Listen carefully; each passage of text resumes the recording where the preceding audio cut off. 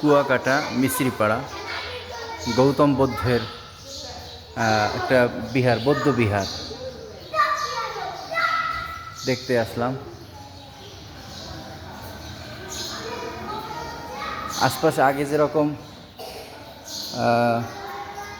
প্রথমে 1995 বা 96-তে আসছিলাম আব্বার সাথে, মায়ের সাথে আসছিলাম কুয়াকাটা, তখন এখানে আসা হয় না। তো আমার ভাগিনা ফাইজুল ইসলাম, তার কাছে শুনছিলাম যে এখানে তো ওখানের থেকেও বড় আকার। তো আজকে আসলাম দেখার জন্য।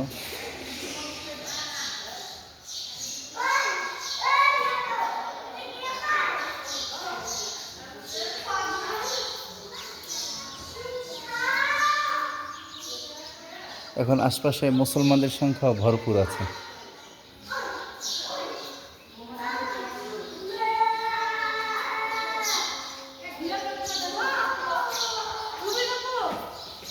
মোহাম্মদুল্লাহ, এটা কি জানো?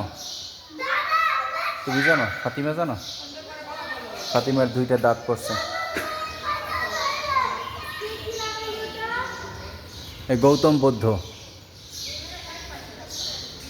গৌতম বুদ্ধ না কার সাধারণত এদেরই থাকে।